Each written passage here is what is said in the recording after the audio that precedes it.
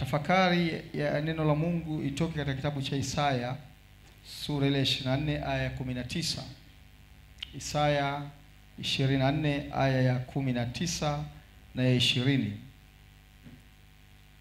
Isaya 24:19 hadi 20. Maneno ya Mungu yanasema, dunia kuvunjika inavunjika sana, dunia kupasuka imepasuka sana, dunia kutikisika imetikisika sana, dunia inalewalewa kama mlevi, nayo inawayawaya kama machela, na mzigo wa dhambi zake unaelemea, nayo itaanguka wala haitainuka tena. Maneno haya Isaya katika zama zake anazungumza na taifa la Israeli. Anaangalia hali ya dunia inavyokwenda, mambo mbalimbali, maisha ya watu yanavyoendelea. Anapoyatathmini Isaya, anayafananisha na dunia ambayo imevunjika, dunia iliyopasuka, dunia iliyotikisika, lakini anayefananisha zaidi sawasawa na mlevi alipoteza balance, asiye na mwelekeo. Unaweza kujiuliza swali, nini kilipelekea Isaya kuandika maneno haya makali kwa taifa la Israeli? Isaya aliandika maneno haya kwa sababu ya mwendo wa hali ya tabia iliyokuwa katika taifa la Israeli kwa wakati huo. Na moja ya changamoto kubwa iliyokuwepo ilikuwa ni mmomonyoko wa maadili katika jamii ile ya taifa la Israeli. Mpasuko mkubwa wa mmomonyoko wa maadili, dhuluma kati ya walio nacho na wasiokuwa nacho, na vitendo vingi vyenye kushusha thamani na utu wa binadamu. Ndipo Isaya alipoangalia akaona dunia si mahali salama, dunia mahali palipopoteza ladha, na akasema ni dunia iliyopasuka, dunia iliyovunjika, dunia inayolewalewa. Sasa unaweza kuuliza swali, Baba Askofu, maneno haya yana maana gani katika siku muhimu sana ya leo kwetu, ambayo tumejawa na furaha ya vijana wetu kwa ajili ya kupokea sakramenti ya kipaimara? Unatuleteaje tena habari za dunia kupasuka na kuvunjika na kulewalewa? Ninazungumza hivyo kwa sababu hawa ambao wanawekewa mikono na kuitwa katika sakramenti takatifu wanaitwa katika ulimwengu ambao hautofautiani na ulimwengu ambao Isaya alitabiri katikati yake. Wanawekewa mikono sasa katika dunia iliyovunjika, katika dunia iliyopasuka, katika dunia yenye kutikisika. Nilikuwa nawaambia jana kule Mwanagati kwamba ulimwengu tulionao sasa ni ulimwengu ambao si salama, hata kama wenyewe tunaweza kujidanganya na kuona kwamba tuko salama, lakini hatuko salama. Na moja ya eneo kubwa ambalo linaashiria ulimwengu si salama ni mmomonyoko wa maadili unaoendelea katikati yetu. Yako mambo ambayo zamani yalikuwa yakifanywa katika jamii, jamii iliweza kushtuka na iliweza kumshangaa anayefanya mambo hayo. Lakini sasa hivi yapo mambo yanafanyika si ya kiutaratibu, lakini kuonekana kana kwamba yako sawa, yakiwemo hayo ya mmomonyoko wa maadili. Na mazingira hayo sasa ndiyo ambayo vijana wetu na watoto wetu wanaitwa na kuwekewa mikono ya sakramenti ya kipaimara katika ulimwengu ambao umepoteza mwelekeo. Takriban miaka 3 sasa nimekuwa nikipita katika makanisa katika ibada za kipaimara, na nimekuwa nikifundisha na kuhubiri juu ya nafasi na wajibu wa wazazi, namna gani ya kusimama na vijana wetu na watoto wetu katika ulimwengu ambao sio salama, lakini wao wabakie kuwa salama. Kwa wazazi kutimiza wajibu wao, kwa walezi kutimiza wajibu wao. Na ninaposema ulimwengu sio salama, jana nikawaambia kule Mwanagati, miezi kama 3 iliyopita, dada mmoja alinisimulia bibi yake mwenye umri wa miaka 70 alipanda daladala maeneo ya Gongo la Mboto anaelekea mjini. Daladala imejaa, siti zote zimekaliwa na watu wakiwemo vijana. Bibi yule akawa ameshikilia bomba, hewa kuvuta ni chache sana. Baada ya muda mchache kufika maeneo ya Banana, yule bibi alizimia kwa kukosa hewa, kuishiwa nguvu na kusimama. Wakaanza kumpepea. Baadaye bibi alipozinduka ndio akajikuta amekaa kwenye kiti anapepewa. Hupewi siti mpaka uzimie. Ndio ulimwengu tulionao sasa. Katika umri ambao usingeweza kutazamia bibi wa miaka 70 aweze kusimama na vijana wenye nguvu wamekalia siti. Na sasa hivi ni jambo la kawaida kabisa kuingia kwenye daladala ukakuta mama mjamzito amesimama, lakini vijana wenye nguvu wamekalia siti wanachati. Kitu cha kawaida kabisa. Ni jambo la kawaida kufika katika maeneo ya mikusanyiko ukakuta mzee mtu mzima kabisa amesimama, lakini kijana amekalia siti amerelax kabisa. Na ukitaka ugombane naye umwambie mpishe huyu mtu mzima akae. Huo ni mfano mmoja tu, lakini kwenye foleni za huduma za jamii mbalimbali unazikuta huko. Mzee wa miaka 70 amekaa katika foleni ya NMB, watu vijana wenye nguvu wanashindwa kumpa nafasi apite. Ndio ulimwengu tulionao sasa. Dunia kupasuka imepasuka sana. Dunia kuvunjika imevunjika sana. Dunia inalewa kama mlevi. Katika mazingira hayo ambayo inapoteza ladha kila siku, ndio mazingira ambayo vijana hawa wanaitwa kusimama katika imani, kusimama katika mapenzi ya Mungu, kusimama katika kusudi ambalo Mungu amewaitia. Sasa wanawezaje kubaki wakiwa salama? Wanawezaje kusimama katika zamu zao wakiwa salama? Ndipo ambapo tunapoguswa kuweza kusimama na kufundisha namna ambavyo wazazi kama wazazi tunaweza tukawasaidia hawa ndani ya dunia iliyovunjika, wao wakawa ni sehemu ya uponyaji katika dunia tulionayo sasa. Bwana Yesu asifiwe. Inawezekana katika jina la Yesu Kristo. Lakini hiyo yote inatokana na sisi wazazi wenyewe kuchukua jukumu la kwanza kukubali kuona kwamba ulimwengu si mahali salama, lakini pia kuchukua jitihada za mahususi kuona kwamba tunaponya jamii yetu, tunaponya watoto wetu. Bwana Yesu asifiwe. Kama unanielewa nipungie mkono mahali ulipo. Kwa ninapozungumza haya katika siku hii ya leo ya kipaimara, lengo langu ni kuamsha ari kwetu sisi wazazi, kuona kila mmoja anasimama katika zamu yake. Vijana hawa unaona mahali hapa, unaweza kuona kama ni wa kawaida, lakini sio wa kawaida. Yako makusudi ya Mungu makubwa ambayo Mungu ameyaweka ndani yao. Ziko ndoto zao, lakini zinawezaje kufikiwa ndoto hizo? Ni pale ambapo watapita katika mikono iliyo salama ya walezi wao, ambao watawaongoza na kufikia mahali palipoweza kukusudiwa. Hakuna mzazi anayetamani alee mtoto halafu leo atumie gharama kubwa kwenda kumchukulia dhamana katika vituo vya polisi. Hakuna mzazi anayefurahia kuona mwanawe ameathirika na madawa ya kulevya. Hakuna mzazi anayezaa mtoto halafu ajute juu ya mtoto aliyemzaa. Kwa naangalia klipu moja katika social media hizi, nikakuta bibi mmoja amepelekewa taarifa kwamba mtoto wake amechomwa moto mtaa wa Pili, maeneo ya Masasi huko. Amechomwa moto kwa sababu ya vitendo vya kiuhalifu, ameiba wakamchoma moto. Yule bibi akashangilia na kurukaruka kabisa. Wakashangaa, bibi, mwanao amechomwa moto afu unashangilia kwa nini? Akasema ndio, kwa sababu mwezi uliopita alikuja akanitukana na akaniambia ananipa mwezi mmoja na kuja kuniua, ashukuriwe Mungu amemwahi yeye mwanzo. Hakuna mama anayekwenda leba leo aje afurahie mauti ya mtoto wake. Lakini dunia imetufikisha mahali hapo. Wazazi wamezaa watoto wanajuta kwa nini waliwazaa. Wamewasababishia kuishi maisha ambayo hayana furaha, maisha ambayo hayana amani. Lakini ukija ukifuatilia utakuta wazazi hao kuna mahali walikosea, walikataa kulipa gharama ya malezi na sasa wanailipa kwa namna nyingine.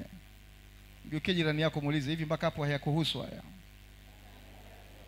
Ukiona yuko serious wewe unapambana na hali yake huko ndani. Amefika mahali akaachilia malezi holela kwa mtoto. Kabisa. Kwa unakuta nidhamu katika familia haipo, maadili yanaporomoka na kila aina ya hali ambazo hazistahili katika jamii yetu. Na matokeo yake ni vijana hawa kushindwa kutimiza ndoto zao, kushindwa kuwa vile ambavyo Mungu amekusudia waweze kuwa. Wanasema Waswahili, usione vyaelea vimeundwa. Usione watu wamefika mahali fulani wamebeba gharama za namna fulani. Kwa mimi natamani zile ndoto na maono ambayo tunayo kwa watoto wetu hawa katika kila ambacho Mungu ameweka ndani yao ziweze kutimia. Nikiwaangalia hapa naamini katika jina la Yesu, hapa wako mainjinia, wako madaktari, wako wakurugenzi, wako maaskofu, wako wachungaji, wako watu wa maana ambao kesho na kesho kutwa nitakuja kukutana nao wanikumbushe, baba askofu, ulinipa kipaimara Bangulo, niko hapa, ndio mkurugenzi wa HIF, niko hapa, niko pale. Na inawezekana katika jina la Yesu. Lakini hiyo haifikiwi kiholela, mpaka tubebe gharama. Miezi kama 4-5 iliyopita nilikuwa niko Kibondo kwa ajili ya huduma za kitume. Bandenza alinialika kule. Wakati narudi nikapitia airport ya Kigoma. Sasa naelekea kwenye ndege kupanda, pilots wawili walikuwa wamesimama nje ya ndege. Mmoja akaniangalia, afu nikaona anatoka kule kwenye ndege, anakuja niliko kwenye foleni. Sasa nikashangaa, huyu anakuja kwangu, anakuja kwa nani? Ghafla nikakuta anikazia macho, anakuja nilipo, anatabasamu, akanisalimia. Ni mtu ambaye namfahamu, ni kijana ambaye namfahamu, Baba Askofu Jackson. Tukasalimiana vizuri, Bwana asifiwe na nini. Baadaye akaniambia nafurahi kwamba leo nitakurusha kwenye ndege kutoka Kigoma mpaka Dar es Salaam. Mimi ndio rubani kiongozi katika hii ndege.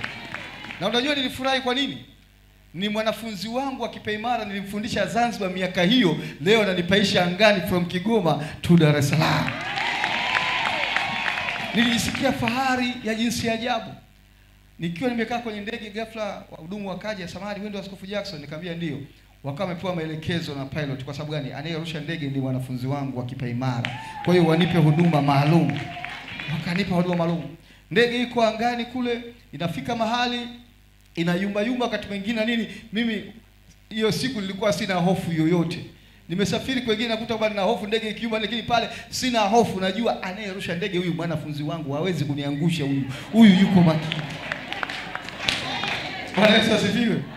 Wanaporusha matangazo yao yale, sijui ndege imeruka umbali gani, natamani wakatishe kidogo, wanipe nafasi mimi nitangaze kwamba hivi nyie abiria mnajua huyu ni mwanafunzi wangu. And I was feeling so proud of him. Mungu akakupe kusikia fahari kwa ajili ya mtoto wako, kwa ajili ya ndoto na maono ambayo Mungu ameyaweka ndani. Lakini unasimamaje katika zamu yako? Unabebaje gharama ya kuona kwamba ndoto na makusudi ya Mungu kwa mtoto wako yanakwenda kutimia? Bwana Yesu asifiwe. Bwana Yesu asifiwe. Hasa nimezungumza mambo kadhaa, maeneo kadhaa ambayo nilipita nikifundisha, sitaweza kuyazungumza yote, lakini nitazungumza baadhi kwa siku hii ya leo. La kwanza, ili kumfikisha mtoto wako katika ndoto zake, katika hatima yake iliyokusudiwa, jambo la kwanza, hakikisha Mungu anakuwa wa kwanza katika maisha yake. Mungu anakuwa wa kwanza. Tunaishi katika ulimwengu ambao culture ya secularism, maendeleo haya ya kimwili, imepewa nafasi kubwa zaidi kuliko ni mambo ya kiroho. Mambo ya kiroho kuonekana kama ni ushamba fulani. Mambo ya kiroho kuonekana kama mtu umepitwa na wakati kwa namna fulani. Ngoja niwaambie ndugu zangu, dunia hii tumeikuta. Aliyeiumba dunia ni Mungu mwenyewe. Huwezi kufanikiwa katika dunia nje ya Mungu mwenyewe aliyeiumba dunia. Na kwa sababu hiyo, maendeleo yoyote utakayokuwa nayo, elimu yoyote utakuwa nayo, ukwasi wowote utakaweza kuwa nao, haviwezi kuwa mbadala wa Mungu. Mungu anabakia kuwa Mungu. Kama kuna utajiri mkubwa wa kuweza kuona kama unausimamia katika familia na mtoto wako, ni kuhakikisha mtoto wako Mungu anakuwa wa kwanza kwake. Tunaishi katika ulimwengu ambao sio salama.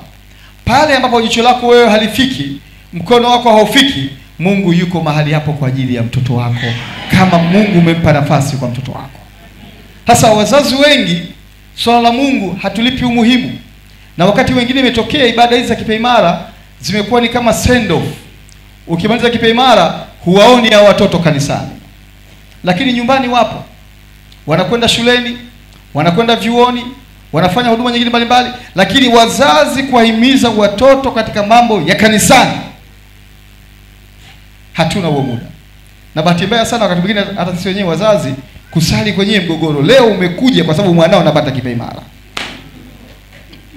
Tena si ajabu huko mahali hapa ndugu zako wanakuangalia hivi, atamaliza ibada huyu, kila saa wanakuangalia hivi, yupo. And then you expect uweze kuwa na mtoto mwenye hofu ya Mungu, mwenye kumpa Mungu nafasi, wakati baba mwenyewe Mungu hana nafasi katika maisha yako. Mama mwenyewe Mungu hana nafasi katika maisha yako. Ushindwe katika jina la Yesu Kristo na ubadilike kutoka sasa. Mungu ana nafasi ya kwanza katika familia yako. Na unajua wakati mwingine naona kana kwamba tukizungumza habari za kumpa Mungu nafasi ya kwanza, labda sio wachungaji kwa sababu labda tumeishiwa sadaka, tunataka sisi fedha. Nataka nikwambie, utoe sadaka usitoe, tutaishi yuko Mungu aliyetuita katika utumishi wake. Tunazungumza haya kukukumbusha wajibu wako juu ya Muumba wako aliyekuumba. Bwana Yesu asifiwe. Sijui kama nieleweka au sieleweki kweli. Nafasi ya kwanza Mungu katika maisha yetu. Mimi nimekulia Pemba ambako 99.9% ni watu wa imani nyingine. Ndiko ambako nimesoma shule ya msingi mpaka sekondari. Na moja ya changamoto kubwa ambayo ipo katika maeneo ya visiwani ni watu wengi wakitoka bara kifika kule kubadilishwa imani kwa sababu ya mazingira. Babu yangu Mzee Jackson, nilichukua jina lake, alitoka kwetu Njombe miaka ya 40 akaenda kuhamia visiwani. Kwa hiyo wazazi wetu, baba zetu, shangazi zetu wamewazalia visiwani. Na akasema nitakaa huku visiwani, lakini sitopoteza mtoto wangu wala mjukuu wangu katika imani nyingine yoyote, watabakia kuwa Wakristo mpaka mwisho. Kwa mimi nilikuwa mdogo nikalelewa na babu na yule mzee katika jambo ambalo nitamkumbuka maisha yote. Familia alivyoijenga, Mungu kilikuwa ni kitu cha kwanza tangu tukiwa wadogo. Ikifika Jumamosi watoto wote lazima muende kanisani. Hata kama hauimbi kwaya, utafagia kanisa, utafuta mavumbi, utapanda maua kanisani hivyo. Jumapili akaongeza sheria, asiyesali Jumapili hakuna kula chakula. Alafu zamani wali ulikuwa unaweza kula kwa mwaka mara moja. Wangapi mnakumbuka maisha? Kabisa. Wali unakula wali kila siku. Nani kakwambia? Hasa mzee alipata bahati angalau kwa mwezi ilikuwa tunakula wali mara 4. Yaani katika wiki mara moja. Na huo wali akauchomekea siku ya Jumapili mchana. Kwa hiyo wasio kwenda kanisani hakuna kula. Sasa fikiria. Na hata zamani mwito wa chakula ulikuwa unatofautiana. Sio kila mwito unaambiwa chakula tayari. Kama ni ugali kisamvu unaambiwa fulani, butuntu chakula tayari. Kama muhogo, butuntu chakula tayari. Wali huitu chakula tayari. Butuntu shauri yako. Hasa unawezaje kuacha kusali siku ya shauri yako? Tumekuwa katika mazingira hayo. Jumapili ikifika unajua leo shauri yako, unawahi kanisani. Tumekuwa mpaka tukampenda Mungu, tukamjua Mungu. Yule mzee Jackson amefariki na kuzikwa kule Pemba, lakini amefanya mambo hayo ya kutulea sisi. Hakujua kwamba anamwandaa askofu fulani kwa dayosisi fulani, na leo nipo nimesimama katika kanisa la Mungu.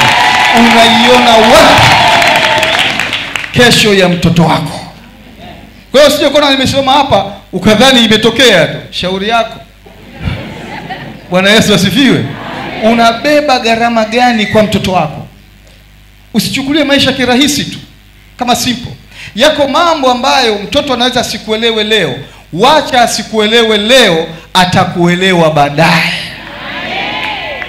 Na wazazi wengi mnapenda kwamba kila jambo mtoto akuelewe. Uwezo wake hauwezi kuelewa kila jambo wakati huu. Wewe uwezo wako unaelewa zaidi ya kwake yeye. Sisi wenyewe ambao ni watu wazima, kuna mambo wazazi wetu walitupitisha hatukuwaelewa. Tuliona kana kwamba hawatupendi, hawatujali. Lakini leo kwa maisha yaliyotupitisha, tunaona maisha ni kitu cha kawaida, tumekuwa watu wa kufaa. Beba gharama leo kwa mtoto wako. Kama mimi wanapenda sana nyimbo, na moja wimbo wa secular unaimba hivi: na washukuru wazazi wangu wakati wote, ushauri wao umeniletea mafanikio mema. Msijifanye hamujui jamani, msijifanye wa kiroho sana. Hebu naomba tuimbe wote. Na washukuru wazazi wangu. Wao. Yes. Sasa naishi na watu vizuri. Sasa naishi na watu vizuri. Ututu, hawa ndio waumini wako. Ndio mwimbaji anaendelea mbele anasema, huku niliko wazazi wangu sina ndugu. Lakini kutokana na usia wenu wazazi wangu najiona kama niko. Mtunzi wa wimbo huu analenga nini maudhui yake? Kwamba malezi niliyolelewa, ninawashukuru wazazi wangu. ushauri wao, mahusia yao yameniletea mafanikio kiasi cha kwamba yamenitengenezea mtandao. Hata huku Bangulo niliko sina ndugu, lakini najiona kama niko Kigoma, najiona kama niko Muhigwe, najiona sijui kama niko Kasulu, najiona kama sijui niko wapi. Kwa sababu gani? Msingi wa malezi niliolelewa. Bwana Yesu asifiwe. Unajenga msingi gani kwa watoto wako? Mungu awe wa kwanza kwa watoto wako. Bwana Yesu asifiwe. Kama umenielewa nipungie mkono. Jambo la pili la kukusaidia mtoto wako aweze kufikia malengo yaliyokusudiwa, hakikisha unawapa uhuru, lakini uhuru wenye mipaka. Age yao hii wapo katika kitu kinaitwa transition. Wanatoka katika utoto kuelekea katika utu uzima. Ni kipindi ambacho wanajiona kwamba wanajua sana kuliko mtu yoyote. Kwanza wanakuona kana kwamba wewe mzazi umechelewa sana. Yaani wanakuona kana kwamba hujielewi. Ndio maana wakati wengine mnabishana nao. Tena kile hata hawakujibu, wanakuangalia tutasema yani kama mimi nina hasara, nina hasara. Kupata baba huyu, kupata mama huyu. Yaani unaona wewe hapa ni wewe upo mtu ambaye huna maana kabisa. Hawa ndio age yao walivyo. Wenyewe wanacheka hapa sasa hivi ninavyoongea.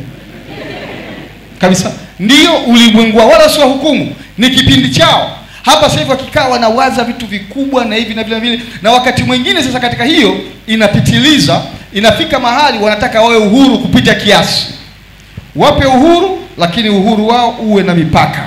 Kwa sababu uhuru sio kwa mipaka ni kuingilia uhuru wa upande mwingine. Hasa bahati mbaya sana wazazi wengi tumewaachilia watoto sasa hivi wamefika mahali wamekuwa uhuru mpaka nidhamu hazipo. Nikamwambia jana kule Mwanagati, kuna vijana sasa hivi katika familia mzazi mpaka anakwenda kulala watoto hawajarudi nyumbani usiku. Hapo unaona kama ni uzungwe. Unaona kama ni uzungwe. Ni malezi unawalea. Malezi. Unawezaje mzazi kufika ndani mpaka unalala baba au mama mwanao hajaingia ndani? Mimi nakumbuka tunakuwa ilikuwa saa 12 lazima yuko nyumbani. Saa 12. Lakini sasa hivi yuko vibanda umiza huko, sijui yuko wapi. Unaona kama ni kitu cha kawaida. Kwa hiyo haya mazingira ndio yanayomshape mtoto wako awe hivyo ambavyo yupo. Kwa sababu gani? Hana mahali pa kumlimit, pa kumwambia hiki ni sawa, hiki sio sawa. Familia lazima iwe na namna yake ya kutreat watoto. Bwana Yesu asifiwe. Mefika mahali sasa hivi wengine watoto wamekuwa wakubwa, ni mabinti, ni vijana, mpaka wanafika mahali watoto wanarudi saa 8 za usiku, saa 9, baba umelala ndani, hujui wanarudi saa ngapi, geti liko wazi. Anaingia mtu muda anaotaka. Halafu unasema wewe ni mzazi. Uzazi umekushinda. Naomba nikwambie, hata kama wengine hawakwambii, umekushinda. Mtoto wa kwanza anakuzalia nyumbani, wa pili anakuzalia nyumbani, wa tatu anakuzalia nyumbani. Umejaza wajukuu nyumbani, hakuna cha ndoa, hakuna cha nini. Huyu ana watatu, huyu ana wanne. Na yazungumza haya kwa sababu yapo na yanatuhusu tu kanisani, tunayaona kama ni kawaida. Zamani ilikuwa binti kuzaa nyumbani au kijana kuzaa nyumbani ilikuwa ni aibu katika jamii. Lakini sasa hivi, do you think tuko salama?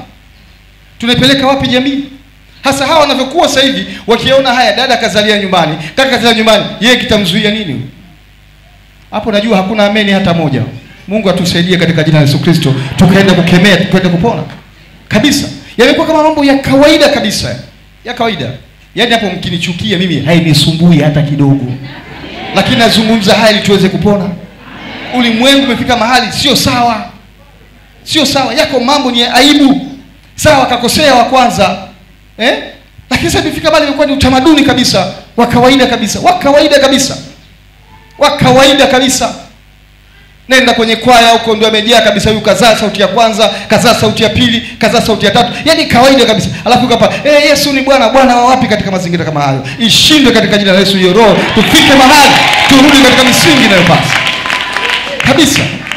Inafika mahali mpaka unaumia kwamba kanisani mahali pa kuwaponya watu pamekuwa mahali pa kuharibikia watu. Hakuna maadili yanayoangaliwa. Kwa nini? Katika malezi. Wanakwaya Bwana asifiwe.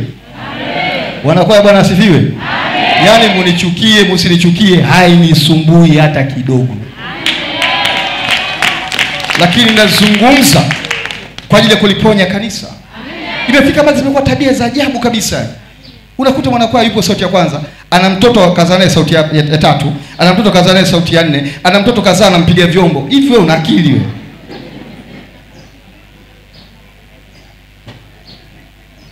kabisa. Na hao wapiga vyombo wapo hapo kanisani, kazalisha huyu, halafu yupo tukisa akipiga yeye, basi moja kwa moja kanisa linabarikiwa. Hata Lucifer alikuwa ni mwanamuziki wa juu na akafukuzwa. Timua watu aina hiyo kanisani, wabakie watu wenye hofu ya Mungu ndani ya kanisa. Serious. Sifike mahali watu kalichafua kanisa. Hapo tunaangalia tunacheka. Hata wao wasipoimba, mawe yatainuka yataimba kwa Mungu wetu aliye hai. Tufike mahali tusimamie misingi ya kanisa. Tufike mahali kuwe na tofauti ya hawa wanaokuja kanisani na wasiokuja kanisani. Nazungumza kwa nini? Hawa watakuwa, hawa ndio tayo. Wakiangalia tayo leo wanapata taswira gani? Wanapata picha gani? Wanapata picha gani ya kijana wa Kikristo kanisani? Kwa hiyo wakiangalia kwamba hii ndio lifestyle ambayo ipo, kwamba unaweza ukawa kanisani na ukawa mlevi tu, ukawa mzinzi tu, ukawa mwasherati tu na hakuna shida yoyote. No, hii hatuwezi kuikubali hata kidogo. Bwana Yesu asifiwe. Bwana Yesu asifiwe. Unajisikiaje hapa ninazungumza afu ndio inakugusa moja kwa moja? Hapo umejikaza tu kwenye kiti. Lakini watu watakao wawe huru. Na mchungaji akisema, mchungaji huyu hatufai, aondoke, afanye hivi. Wewe umuondoe kwa sababu ya uzinzi wako? Umuondoe kwa sababu ya ulevi wako? Umuondoe kwa sababu vitendo vyako visivyofaa? Never. Na wachungaji tuihubiri ile kweli kwa gharama zozote. Wakati mwingine ukikuta mtu ana pesa unashindwa kumwambia dhambi yake. Mwambie nchi na vyote vijazavyo ni mali ya Bwana. Hakuna mtu akutawala, hakuna mtu akutushika kwa namna moja au nyingine. Tuzungumze kweli ya Mungu katika kanisa la Mungu. Tusipindishe. Dhambi bakie kuwa dhambi na ikemewe katika sura yake. Uovu akie kwa uovu na ukemewe katika sura yake. Bwana Yesu asifiwe. Bwana Yesu asifiwe. Hapa najua kuna mtu anawaza ilikuwa je nikaja kanisani. Mungu kakuleta makusudi upone. Wala hakuna jina jingine. Wala sikupanga kuyahubiri, anashangaa sukumwa ni yaguse haya. Kuna kitu Mungu anakifanya kwa watu. Tubadilike. Kanisa pasiwe mahali pa ovyo ovyo. Familia za Kristo pasiwe mahali pa ovyo ovyo. Hawa wafike mahali wakiambiwa no wajue ni no, na waone katika mwenendo wa maisha yetu kwamba kweli tumeitiwa kuishi katika maisha yenye kumpendeza Mungu, yenye sura ya aina fulani. Bwana Yesu asifiwe. Nikamwambia hata kina mama wakati mwingine mnapata shida, watoto hawasikii, no, shida ni sisi wenyewe. Utasikia watoto siku hizi hawasikii. No, shida sio watoto, shida ni sisi wenyewe wazazi. Mimi nakumbuka wakati tunakuwa zamani, mtoto anapata wapi ujasiri wa kubishana na mama yake? Anatoa wapi ujasiri? Mungu hawezi kukupa mtoto akae miezi 9 tumboni asikupe neema ya kumlea huyo mtoto katika maisha yake yote. Never. Sio Mungu ninayemwabudu mimi. Lakini kuna mahali tumelegeza. Kuna mahali tumepotea. Zamani mtoto kabisa anabishana na mama yake. Sasa hivi unashangaa mtoto anarushana maneno na mama yake kabisa. Hivi kabisa. Unampiga kofi naye anakupiga. Unaona kama kawaida. Sio kama tunakuwa ilikuwa ole wako, sio hata kumrushia maneno mama. Hapana. Anunuliwe tu soda mgeni alafu uiangalie soda ya mgeni mbele ya mama. Anakukata jicho mgeni halioni, unaliona wewe na mama tu. Na lile jicho lina ujumbe, akiondoka huyu mgeni utatafuta mama yako wa muda. Mama zao walikuwa haongei. Akikaa tu nyumbani anakukata jicho, mwenyewe unajua. Ili jicho la kusema utoke nje ili ufanyeje. Sasa hivi yale macho hayapo. Naomba yale macho yarudi akina mama katika jina la Yesu Kristo, yaweze kuponya watoto wetu. Sasa hivi watoto hata hawajui hayo macho. Ukimkata jicho anaenda kukata jicho, unajua labda ni mchezo. Tupoteza mwelekeo. Bwana Yesu asifiwe. Watoto pewe uhuru, lakini uhuru wenye mipaka. Niseme pointi ya 3. Lazima watoto hawa tuwasaidie waweze kujitambua. Tuna watoto wengi sasa hivi wasiojitambua. Sio watoto tu, tuna watu wazima wasiojitambua. Sio kama ninaeleweka nikizungumza baada ya kujitambua. Niombe kaka njoo mara moja. Mimi napenda kufundisha, ni mwalimu, naomba huyo. Unaitwa nani bwana? Naitwa Yubet. Sasa fikiria unakutana na Yubet, kwanza yuko very smart. Si ndio jamani? Unakutana naye Yubet katika mitaa ya Samora kule Posta, hivi alivyo smart. Halafu ameshika mua ule mrefu, anakula mwenyewe kwa mdomo akikatiza katika mitaa. Hii utamwelewa au utamwelewa? Hautomwelewa. Hautomwelewa kwa nini? Alivyo na anavyokula mua, si ndio maana yake? Kwa lugha nyepesi tutasema hajitambui. Kwa hiyo kula mua sio tatizo, lakini unaulia wapi, ukiwa umevaa nini, katika mazingira gani? Kwa hiyo kwa kuto kujua hilo, maana yake hajitambui. Kumbe kujitambua ni nini? Ni kufanya jambo sahihi katika mazingira sahihi, katika namna sahihi, yani ni jambo la kimtambuka. Mambo kaka Yubit, unajitambua. Hasa fikiria mtoto wako anajitambua kwa kiwango gani? Ana uwezo gani wa kufanya jambo sahihi kwa wakati sahihi na mazingira sahihi? Nikupe tu picha rahisi. Jichukue wewe mzazi, umri wako ulionao, rudisha nyuma miaka yako kama ya mtoto wako ambaye yuko mahali hapa. Halafu jiulize wewe ukiwa katika umri wa mtoto wako, jamii na wazazi ili kuamini kwa kiwango gani, ili kukabidhi majukumu gani na wakawa wako very comfortable. Yale majukumu ambayo wazazi waweza kukuamini leo, je, unaweza kumwamini mtoto wako? Kama huwezi, maana yake ni nini? Mtoto wako hajitambui. Wazazi wako walikusaidia wewe ukajitambua, lakini umeshindwa kumsaidia mwanao ajitambue. Wazazi wetu hawakwenda hata sekondari, hata shule ya msingi hawakumaliza, lakini walitusaidia tukajitambua. Sisi tuna madiploma, madegree na masters, lakini tumeshindwa kuwasaidia watoto wetu kujitambua. Bwana Yesu asifiwe. Watoto wa kiume wapo, lakini hawajitambui kama ni watoto wa kiume. Ulimwengu tulionao una watoto wengi wa kiume, lakini dunia ina wanaume wachache. Inawezekana wengine msinielewe. Ina wanaume wachache. Kuwa mwanaume ni majukumu, na kufikia kuwa mwanaume ni mchakato, namna ulivyoandaliwa. Sasa tuna vijana wengi wa kiume wanafikia hata hatua ya kuoa, lakini hawajui majukumu ya mwanaume ni yapi. Utafiti unaonyesha sasa hivi hata wenye kutunza familia kwa asilimia kubwa, kujenga nyumba, kununua viwanja, kulipa kodi, sio kufanyaje, ni wanawake na sio wanaume. Ndio jamii inavyoonekana sasa. Kwa nini? Vijana wa kiume walio wengi hawajaandaliwa kuwa wanaume. Kijana wa kiume akitaka kuoa, anataka kuulizia kwanza, huyu mwanamke anafanya kazi wapi? Anataka kitonga.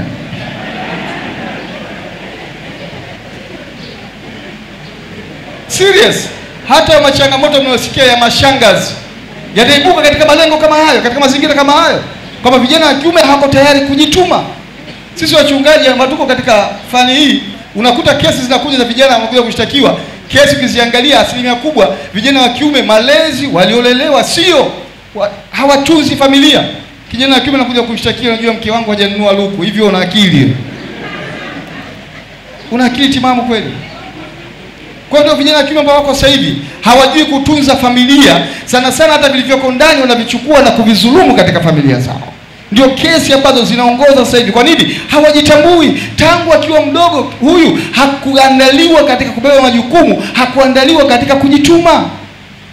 Mtoto wa kiume kuto yuko jikoni tu, anashika mwiko, anashika nini. Anafanya nini jikoni? Bwana Yesu asifiwe.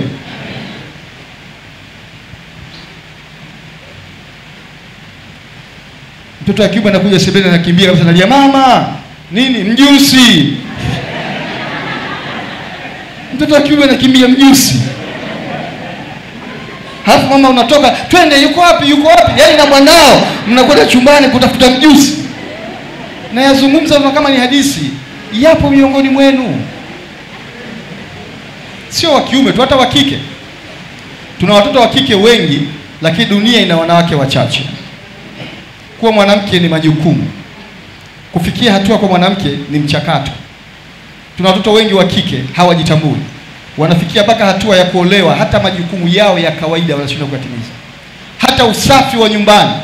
Unakwenda kutembelea katika familia ya binti ameolewa mahali hapo. Unafika sebuleni, hewa nzito, mapazia na miezi 6 hayajatolewa. Yeye kakaa hapo sebuleni, anawanja wa antena na kucha sijui mwaka zimefika wapi. Kakaa hapo kajacha sebuleni, afu anakuja na kunywa soda gani? Sio soda, nimefunga na tukavu. Fanya usafi kwanza katika nyumba yako. Hawajui kupika Kwenye simu amejaza tu namba za simu za vibanda chipsi. Zuberi umefungua, nani umefungua, hivyo tu. Lakini kupika hawajui, kipika ubwabwa hujui huu ni ubwabwa au ni uji na wapi. Alipokuwa mdogo kila kitu dada, mtoto anataka kula dada, hata mwanao ni dada, ni fursa tu zimetofautiana. Mfundishe kubeba majukumu yake sawa sawa, ajitambue yeye ni nani. Maisha hayatabiriki. Yako mambo hatakuelewa leo, atakuelewa baadaye. Bwana Yesu asifiwe. Ngeuke jirani yako muulize, mpaka hapo je hayakuhusu haya? Kuna watu mko mahali hapa, hata ukisafiri unashindwa mtoto wako umwache kwa nani, ni mzigo. Hajui kutandika kitanda, hajui kufua nguo zake, hajui kupiga deki, hajui hata kuondoa vikombe mezani akimaliza kunywa chai. Ukisema mpeleke kwa shangazi yake, watu wa shangazi wanafanya kazi, wanajituma kila jambo. Mtoto wako anachojua ni kutumia remote tu, kutoa channel hii kupeleka channel ile. Wifi zako wanashindwa kukwambia, wanaona watakukwaza. Mimi siogopi, nakwambia badilika, msaidie mtoto wako kutoka leo ajitambue yeye ni nani. Maisha hayatabiriki. Sasa nimezungumza mambo matatu. Katika dunia iliyovunjika, katika dunia iliyopasuka, katika dunia iliyotikisika, mlee akijua nafasi ya Mungu katika maisha yake. Mpe uhuru wenye mipaka, msaidie aweze kujitambua, ajue yeye ni nani kwa wakati sahihi, anapaswa kufanya nini, anapaswa kufanya kwa jinsi gani. Kama mzazi aweze kujisimamia katika nafasi yake. Mungu alibariki neno lake. Amen.